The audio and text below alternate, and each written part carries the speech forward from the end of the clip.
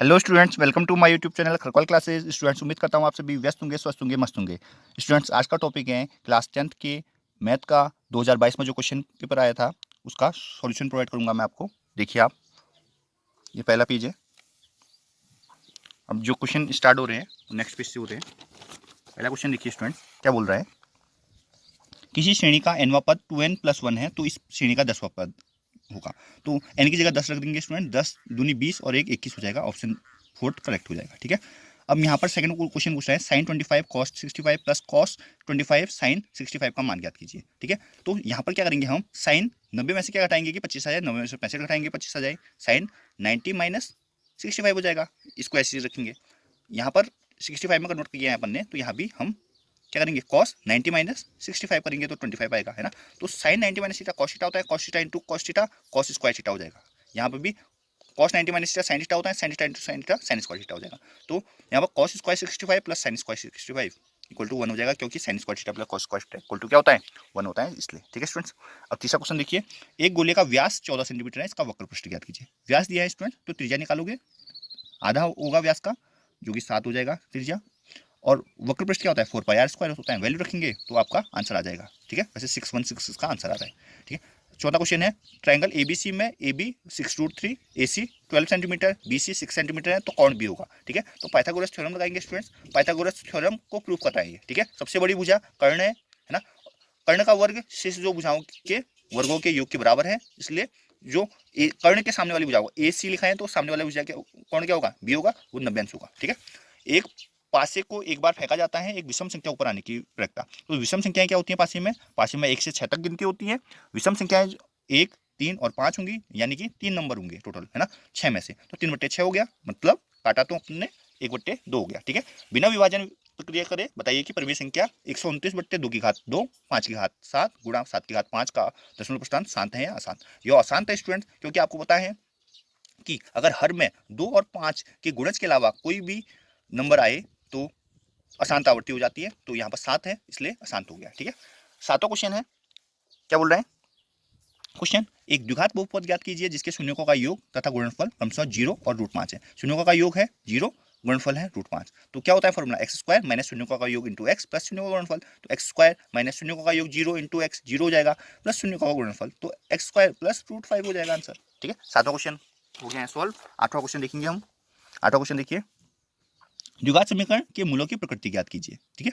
तो मूलों की प्रकृति जब भी पूछता है तो आपको क्या निकालना है, व्युत्क्रम निकालना है, यानी कि डी बराबर क्या होता है b² माइनस 4ac। b² मतलब -4 का स्क्वायर 16 हो जाएगा, -4 इंटू 4, 4 4 जा 16, बस इंटू 1 क्या हो गया, 16 माइनस 16 0 हो जाएगा। तो मूल दो बराबर मूल होंगे, 0 हो रहा है इसलिए, है ना।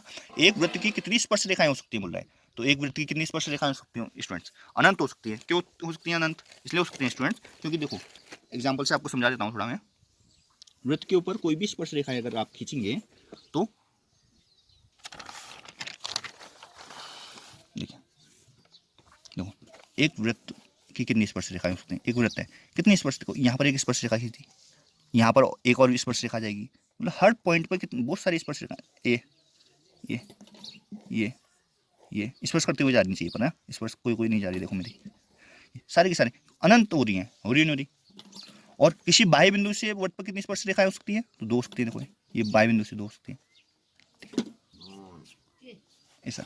एक निश्चित घटना की प्रायिकता कितनी होती है, तो 1 होगी स्टूडेंट्स, है ना। अब क्वेश्चन आ गया 11वां देखिए, दो संख्याओं का अंतर 26 है, एक संख्या दूसरी संख्या से 3 गुनी है, तो संख्या ज्ञात कीजिए। आप बताइए स्टूडेंट, सॉल्व कैसे करेंगे आपको बताइए, कैसे, माना पहली संख्या x है ना, तो दूसरी क्या हो जाएगी 26 माइनस एक्स हो जाएगी। नहीं, अच्छा, दो संख्याओं का अंतर 26 है और एक संख्या दूसरी संख्या की 3 गुनी है, तो माना छोटी संख्या x, तो दूसरी बड़ी संख्या क्या हो जाएगी 3x हो जाएगी, है ना।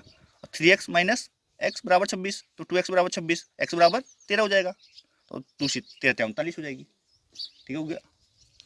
अब 12वां क्वेश्चन पूछ रहा है, यदि कॉस थीटा बराबर 4/5, ठीक है, तो cot theta plus cosec theta का होल स्क्वायर का मान ज्ञात कीजिए।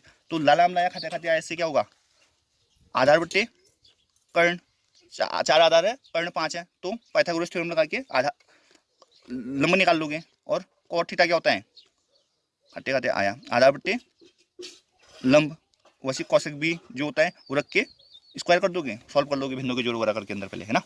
ये बोल रहा है कि 3 बिंदु त्रिभुज बनाते हैं, यदि हाँ तो बताइए कि किस प्रकार का त्रिभुज बनाते हैं, ठीक है। तो स्टूडेंट्स कई बच्चों ने बोला है कि ये क्वेश्चन सॉल्व करके बताइए हमें, तो मैं इस क्वेश्चन को आपको सॉल्व करके दे देता हूँ। कैसे सॉल्व करेंगे ये बता देता हूँ, जिससे आप कंफ्यूज ना हो। कई बच्चे बोल रहे थे त्रिभुज का क्षेत्रफल निकालेंगे हम इसमें, तो त्रिभुज का क्षेत्रफल अगर निकालेंगे स्टूडेंट्स तो उसमें भी सॉल्यूशन हो सकता है, पर आप बीच की दूरी से सॉल्व करेंगे ज़्यादा अच्छा रहेगा, ठीक है। तो आप निकालेंगे इन दोनों के बीच की दूरी पहले, तो क्या होगा, d बराबर अंडर x2 माइनस x1 का whole square plus y2 minus y1 का होल स्क्वायर, तो क्या हो जाएगा अंडर बिंदु क्या थे 3 और 2, ऋण 2 और ऋण 3 का निकाल लें अपन, है ना। तो क्या होगा y x2 है -2 माइनस x1 क्या है 3 का होल स्क्वायर प्लस y2 क्या है -3 और y2 1 क्या है 2 का होल स्क्वायर, ठीक है। तो -2 -3 -5 होता है, और -5 का स्क्वायर होगा माइनस का स्क्वायर प्लस 5 का स्क्वायर 25, -3 -2 -5 होगा -5 का स्क्वायर प्लस 25, क्या हो गया 50 हो गया। अभी 85 लिख रहे हैं अपन, है ना। अब क्या है दूसरे बिंदु का निकालते हैं। अभी हमने क्या निकाला देखिए, अब है किसका निकालेंगे, ऋण 2 ऋण 3 और 2 और 3 का डी निकाला, सीधा निकाल देते हैं x2 माइनस x1 का whole square plus y2 minus y1 का होल स्क्वायर, ठीक है। तो देखो 2 माइनस माइनस प्लस हो जाएगा, 2 4 हो गया, 4 को 16 हो जाएगा, और माइनस माइनस प्लस हो जाएगा, 3 3 6 हो जाएगा, 6 का 36 हो जाएगा, 36 में 16 जोड़ा, 12 की 2 हासिल 1 3 4 5 अंडर 52। इसमें वर्ग मात्रक जरूर लिख दीजिएगा, इसमें वर्ग मात्रक क्या लिखेंगे, वर्ग मात्रक, नहीं सॉरी मात्रक मात्रक रहेगा स्टूडेंट, सॉरी वर्ग मात्रक नहीं होगा, दूरी है इसलिए मात्रक रहेगा, इसका यूनिट या इकाई या मात्रक जो भी लिखेंगे आप वो लिखेंगे, है ना, वर्ग तो होगा ही नहीं, ठीक है। अब 2 और 3 और 3 और 2 के निकालेंगे आप बीच की दूरी, तो डी बराबर under root x2 minus x1, x2 ये है x1 2 है का whole square plus y2 minus y1 का होल स्क्वायर, तो देखिए अंडर रूट 3 में से 2 हटाए 1, 1 का स्क्वायर 1 प्लस 2 में से 3 करा तो माइनस 1 का स्क्वायर 1 हो जाएगा, तो क्या हो जाएगा 1 और 1 2 हो जाएगा, ठीक है। ये भी मात्रक हो गया, यहाँ आ गया, ठीक है, ठीक है, ये कर दिया। अब क्या होगा स्टूडेंट्स, अब हम ये त्रिभुज बनाते हैं या नहीं ये बोल रहे हैं ना, तो त्रिभुज तभी बनेगा स्टूडेंट जो सबसे बड़ी भुजा है, यानी कि कौन है √52, जो √52 है वो क्या है, क्या ऐसा कर सकते हैं अपन, जैसे कि √50 प्लस √2 क्या आएगा, 50 को रूट के रूप में लिखो ना, क्या लिखेंगे, लिखो √50 को लिखिए, 5 50 25 होता है, तो 5 √2 लिख सकते हैं प्लस √2, क्या होगा 1 √2 मतलब 6 √2 हो गया, ठीक है। तो जो ये है इसको ऐसे लिख सकते हैं, लिख सकते पहले आप बताइए, 50 को क्या लिखें 5 √2, क्योंकि 25 दूनी 50 होगा, है ना, तो ये 6 5 और 1 6 √2 हो गया, है ना। तो ये जो है ये बड़ा आ रहा है स्टूडेंट, देखो 6 √2 आ रहा है, और 2 हमने क्या जोड़े छोटे वाले जोड़े, तो ये जो बड़ा वाला है उससे क्या होना चाहिए, √52 अपने को पता है क्या है, छोटा है रूट 6 √2 से, 6 √2 को हम क्या लिख सकते हैं 6 का 36 अंदर जाएगा दूनी 72, ठीक है, ये 72 ज़्यादा होता है ना, तो ये तो इससे क्या पता चलता है अपने को, अगर त्रिभुज तभी बनेगा जब तीनों की बीच की दूरी में से दो जो छोटी बीच की दूरियां हैं उनका योग जो बड़ी वाली बीच की दूरी है उससे अधिक हो, तभी त्रिभुज बनेगा। तो इससे क्या पता चलता है अपने को त्रिभुज बन रहा है। ये किस प्रकार का त्रिभुज बन रहा है बोल रहा है, तो देखो अलग अलग आ रहा है, तो ये विषमबाहु त्रिभुज है। कौन सा त्रिभुज है, विषमबाहु, जिसकी सारी भुजाएं क्या होती हैं, अलग होती है। तो स्टूडेंट्स सॉल्व मैंने कर दिया है क्वेश्चन। अब देखो फिगर की बात कर रहे हैं, ये आकार दे रखा है, देखो एक आकृति दे रखी है, आपको पता ही है इसमें क्या करेंगे, ये एक्स की वैल्यू निकालनी है, 3 यहाँ है 3 यहाँ है 4 यहाँ है, तो अब इसे बताया 4 यहाँ पे होगा, क्यों होगा, थेल्सिक थ्योरम लगाएंगे, AD बट्टे DB बराबर क्या लगाएंगे, B बट्टे EC लगाएंगे, तो यहाँ पर 3 से 3 कटेगा 1 आएगा, तो x बराबर 4 आ जाएगा। आपको बताइए, ठीक है, आसान है तो। अब देखिए नीचे दिए गए चित्र में PQ समांतर है RS के, PQ समांतर है RS के, तो सिद्ध कीजिए त्रिभुज PQO समांतर समरूप है किसके, RSO कैसे हो सकता है स्टूडेंट्स, देखो पहले तो x बन रहा है, तो ये कोण इस कोण के बराबर बोल दोगे, क्योंकि ये दोनों समांतर हैं, ठीक है, समांतर दिया हुआ है बोलते हैं, ठीक है। तो समरूप त्रिभुज का कॉन्सेप्ट लगा के आप क्या बोल देंगे, ये क्या है, अगर ये कोण बराबर हैं, ये दोनों समांतर हैं, तो इसमें थ्योरम लगा के आप समरूप बोल सकते हैं, ठीक है। 15 क्वेश्चन देखिए, ताश के 52 पत्तों की गट्ठी में से एक पत्ता निकाला जाता है, प्रायिकता ज्ञात कीजिए। इक्का, इक्के कितने होते हैं स्टूडेंट्स, 4 इक्के होते हैं, तो 4/52 हो गया, 4 से काटेंगे 13 बार, तो 1/13 हो जाएगा। लाल रंग का है, तो लाल रंग के आपको बताइए 26 लाल रंग के होते हैं, 26 काले रंग के होते हैं, तो 26/52 हो गया, 1/2 हो गया, ठीक है। अगला क्वेश्चन देखिए, एक जार में कुल कितनी गेंदें हैं, 24 गेंदें हैं, जिनमें से कुछ हरी कुछ दूसरी नीली है। एक गेंद यादृच्छिक निकाली जाती है, इसमें हरी होने की प्रायिकता ज्ञात की इतनी है, तो जार में कुल नीली गेंदों की संख्या पूछा है, नीली गेंदों की संख्या पूछा हुआ है, ठीक है। तो आप इसको बहुत तरीके से कर सकते हो स्टूडेंट्स। एक तरीका ये है, देखो 24 गेंदें है टोटल, ठीक है, तो बट्टे में 3 लिखा हुआ है ना, तो 3 गुना है 24, तो 1 गुना क्या होगा, 3 से भाग दे दिया, इसमें 8 होगा ना, 8 का दुगुना 16, 16 है क्या हरी, तो बची कितनी, 8 बच गई, 8 नीली होंगी, ऐसा करके कर सकते हैं। बहुत सारे तरीके हैं स्टूडेंट, ठीक है। यहाँ पहले प्रायिकता निकाल लो, 2/3 अगर हरी की है तो नीले की होगी 1/3, तो इसका 1/3 कर दोगे, 3 से भाग दिया इसको, 24 हो गया, 8 आ गया, वैसे भी आ सकता है ना। √7 का परिमेय संख्या बताइए आपको, ये कैसे सॉल्व करेंगे, मानेंगे पहले ये परिमेय संख्या है ना, a/b के रूप में लिखेंगे, क्रॉस मल्टीप्लाई करेंगे, दोनों साइड वर्क करेंगे, 7 विभाजित कर रहे हैं b² को, तो b को भी विभाजित करेगा, है ना। फिर मानते हैं कोई 7c मान लेते हैं, दोनों साइड स्क्वायर करते हैं, फिर पता चलता है कि 7 क्या कहते हैं, a² को भी विभाजित कर रहा है, 7 a को भी विभाजित कर रहा है, ये तो एक विरोधाभास हो गया है, यह विरोधाभास हमारी गलत कल्पना के कारण हुआ है, त्रुटिपूर्ण कल्पना के कारण हुआ है, तो इसलिए √7 क्या है, एक परिमेय संख्या है, ऐसा बोल देंगे, ठीक है। a का मान ज्ञात कीजिए, द्विघात समीकरण के मूल समान है, मूल समान है तो क्या होगा, b² - 4ac बराबर क्या होगा, 0 होगा, 0 रख लेंगे, और फिर गुणा भाग तो स्टूडेंट कर ही लेते हैं आप।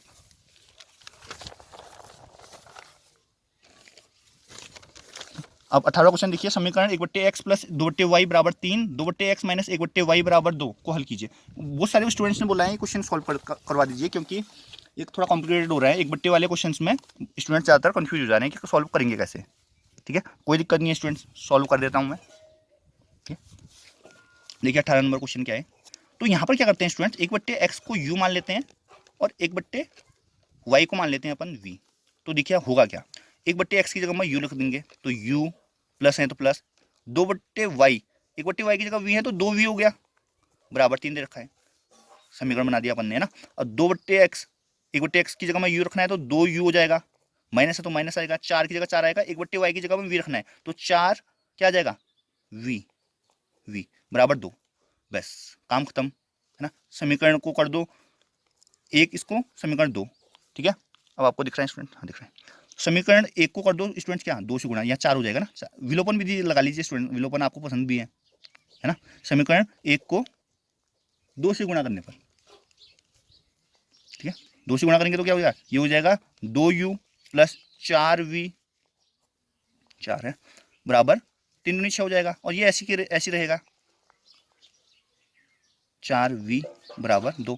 अब ये क्या होगा, जोड़ दीजिए समीकरणों को दोनों को, तो क्या होगा, ये दोनों कैंसिल हो जाएंगे, ये 4u हो जाएगा, बराबर 6 2 8 हो जाएगा, u बराबर क्या होगा 8/4, इसको हम 4 कम 4 4 दूनी 8 बोलेंगे, u बराबर क्या हो जाएगा 2 आ गया, u का मान समीकरण 1 में रख दो, क्या हो जाएगा, समीकरण 1 दिख रहा है आपको, हाँ ये, तो u समीकरण क्या है, u + 2v = 3 है, तो u का मान रखा हमने इसमें, तो 2 + 2v = 3, तो 2v = 3 - 2, तो 2v = 1 हो गया, तो v = 1/2 हो गया, हुआ नहीं हुआ बताइए आप, बस अब क्या करना है, अब तुमने जो करना है, 1/x बराबर माना था अपन ने u, तो 1/x बराबर u की वैल्यू रख दी 2, x बराबर 1/2 आ गया, बस।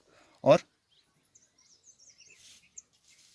1/y बराबर माना था v है अपना, 1/y बराबर v है, v क्या है 1/2, तो y बराबर 2 आ गया, बस हल करना है, मतलब x और y का मान निकालना है, समझ रहे आप, निकाल दिया अपन ने। किसी समांतर श्रेणी का प्रथम पद 5, अंतिम पद 45 और पदों का योग 400 है, पदों की संख्या वो सामानांतर निकालिए। तो स्टूडेंट इसमें क्या करेंगे, एक बार an लगाएंगे, है ना, अंतिम पद an ही होता है स्टूडेंट, ठीक है। और एक बार क्या लगाएंगे अपन, ए बार एस एन लगाएंगे, दो समीकरण बनेंगे किसके पदों में, एन और डी के रूप में। तो अब आपको पता ही है दो पद वाले रैखिक समीकरण आपने ए और एन और डी का कैसे मान निकालेंगे आपको बताइए, एक्स और वाई का निकालते आ रहे हैं आप बहुत टाइम से, ठीक है। अब ये है देखो, सिद्ध कीजिए बोल रहे हैं 1 प्लस सेक ए बट्टे sec A equal to sine square A upon 1 minus cos A, ठीक है। ये ट्रिग्नोमेट्री का क्वेश्चन है स्टूडेंट्स, अक्सर पूछा जा रहा है, इसको भी सॉल्व करवा देता हूँ आपको, ठीक है। करना कुछ नहीं है, सेक को बदलना है, वो एक बट्टे दिख रहे हैं क्या, हाँ, एक बट्टे कॉस में,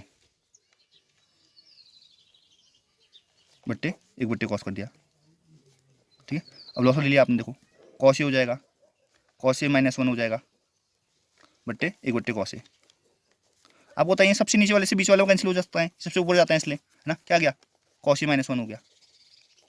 देखो स्टूडेंट, अब आपको क्या करना है इसमें, जो इम्पोर्टेंट पार्ट है, देखो इसके हर में 1 माइनस कॉस ए दिख रहा है, तो 1 माइनस कॉस ए से क्या कर दोगे, अरे ये सॉरी प्लस था स्टूडेंट, ऊपर ऊपर प्लस है, तो 1 माइनस कॉस ए से ऊपर नीचे मल्टीप्लाई करना है, ठीक है। कर लो, कॉस ए प्लस 1 को क्या लिख सकते हैं, 1 प्लस कॉस ए लिख सकते हैं। अपन ने क्या किया, परिमेयकरण किया, 1 माइनस कॉस ए से ऊपर नीचे कर दिया मल्टीप्लाई, ठीक है नहीं है।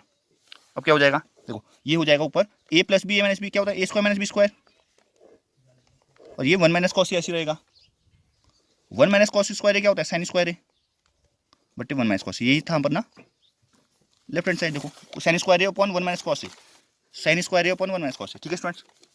तो जल्दीबाजी में ऐसी किया है स्टूडेंट्स, है ना, आपको लिखना पड़ेगा लेफ्ट हैंड साइड लेने पर और राइट हैंड साइड लास्ट में लिख देना, ठीक है। ये भी ट्रिग्नोमेट्री का सवाल है, जब भी आपको क्वेश्चन में सॉल्यूशन समझ में नहीं आया स्टूडेंट्स, तो साइन और कॉस के रूप में कन्वर्ट कर लो, सेक को 1 अपॉन कॉस कर सकते हो, कॉट को कॉस अपॉन साइन कर सकते हो, कॉस सेक को 1 अपॉन साइन कर सकते हो, इस टाइप का करके सॉल्व हो जाता है स्टूडेंट, कोई दिक्कत नहीं होती है ना। 21वां सवाल देखिए, उन बिंदु के निर्देशांक याद कीजिए जो बिंदु ये को मिलाने वाले रेखाखंड को 2:3 में, m1 m2 दे रखा है, बिंदु दे रखे हैं x1 y1 x2 y2, x और y का मान निकालना है बस, ठीक है।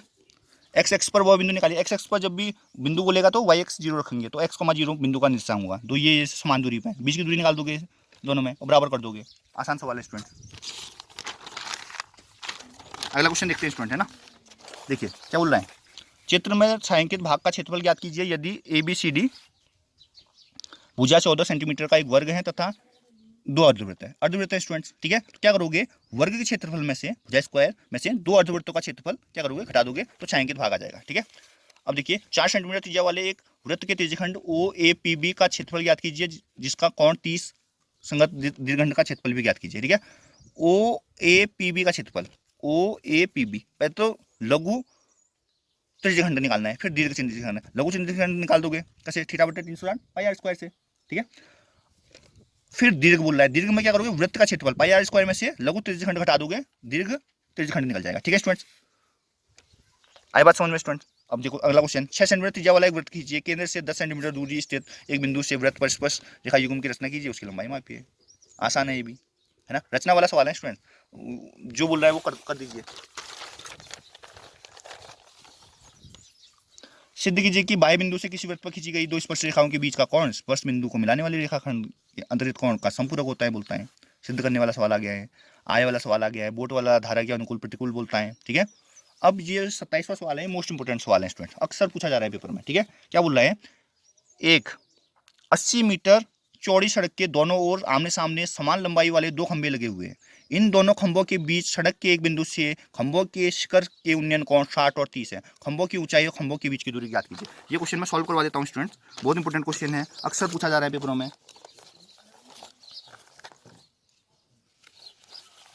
ठीक है। देखो इसके लिए सबसे इंपॉर्टेंट जो पार्ट है वो डायग्राम है ना, या जो भी ये त्रिकोणमिति के अनुप्रयोग वाला 6 के नंबर के सवाल आ रहे हैं, इन सवालों का जो मेन है वो है डायग्राम, जिसने चित्र सही बना दिया उसका काम हो गया है। तो क्या बोला, एक 80 मीटर चौड़ी सड़क के दोनों ओर आमने सामने समान लंबाई वाले 2 खंभे लगे हैं, लंबाई तो समान है इनकी भाई, तो लंबाई तो समान कर ही दो, लो समाई, आमने सामने है तो आमने सामने बना दिया, एक रेखा खींच दिया आपने। इन दोनों खंभों के बीच सड़क के एक बिंदु से खंभे के शिखर के उन्नयन कोण 60 और 30 है, एक 60 बन रहा है, एक 30 बन रहा है, तो स्टूडेंट जो पास वाला होगा वो 60 बनेगा, याद रखना, है ना, ये 60 बन गया और ये जो बन गया दूर वाला 30 बनेगा। क्यों बोला ऐसा मैंने, इसलिए बोला कि देखो ये इनका झुकाव, इसका झुकाव कम है, इसका झुकाव देखो ये उठा हुआ लग रहा है, तो इस वजह से ना। खंभों की ऊंचाई तथा खंभों के बीच की दूरी क्या बोलो ज्ञात कीजिए। तो मान लेते हैं इनकी ऊंचाई क्या है, h है, ठीक है। अब बीच की दूरी क्या बोल रहा था, 80 बोला था, ये टोटल क्या बोला था, 80 बोला था ना सवाल में, 80 मीटर चौड़ी सड़क है। तो इसको मान लेते हैं क्या, x मान लेते हैं, x मीटर। तो ये क्या हो जाएगा, 80 माइनस एक्स हो जाएगा, होगा नहीं होगा स्टूडेंट्स। अब नामकरण कर दीजिए आप, ठीक है, नामकरण कर सकते हैं आप कुछ भी, A B C D E ऐसे करके कुछ, ठीक है। अब आपने नामकरण तो कर दिया, अब लगाएंगे इसमें क्या फॉर्मूला, फॉर्मूला क्या लगेगा, पहले त्रिभुज में लगेगा, त्रिभुज ए बी सी में, ठीक है। क्या लगाएंगे 10 60, 10 क्यों लगाया स्टूडेंट्स, क्योंकि अपने को पता है लंब और आधार से लेना देना है अपना, है ना। तो लिखेंगे 10 क्या होता है, लंब बटे आधार, ठीक है। लंब 10 60 की वैल्यू 1/, 10 60 की वैल्यू √3 होती है स्टूडेंट, ठीक है। लंब क्या है h, आधार क्या है x है, तो h बराबर √3x हो गया, समीकरण बोल दिया एक, ठीक है। ये पहला काम कर दिया। अब दूसरा त्रिभुज ले लेते हैं स्टूडेंट्स, चित्र इंपॉर्टेंट है ना। त्रिभुज क्या ECD में, इसमें भी 10 30 लगा दो, लंब h, आधार 80 माइनस एक्स, क्या हो जाएगा 1/√3 होता है 10 30, h बट्टे 80 माइनस एक्स, ठीक है। अब तीसरा गुणा कर देते हैं, है ना। तो 80 माइनस एक्स बराबर क्या हो जाएगा, √3h हो जाएगा। h की वैल्यू रख दो समीकरण एक से h का मान रखने पर, ठीक है। तो क्या होगा 80 माइनस एक्स ऐसी रहेगा बराबर √3 इंटू h की जगह पर √3x रख दिया अपन ने, तो 80 माइनस एक्स ऐसी रहा, √3 3x हो गया स्टूडेंट, है ना। तो यहाँ पर 80 बराबर क्या हो गया 3x प्लस 3 1 x सॉरी ना। तो 80 बराबर क्या हो गया 3x 4x हो गया, x बराबर क्या हो गया 80 बट्टे 4 20 आ गया स्टूडेंट्स, 20 मीटर, x 20 मीटर है, तो दूसरा क्या हो गया, दूसरा हो गया 80 माइनस एक्स क्या हो गया 80 माइनस 20 बराबर 60 मीटर हो गया दूसरा। और हाइट भी पूछा है, हाइट क्या है h बराबर √3x है, √3 इंटू एक्स है 20, तो 20 √3 हो गया बस। तो 20 √3 मीटर हो गया क्या इसका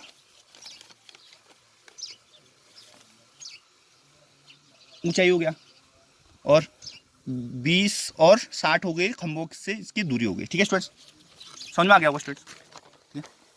तो अब एक क्वेश्चन और है स्टूडेंट, देखिए क्या बोलते हैं।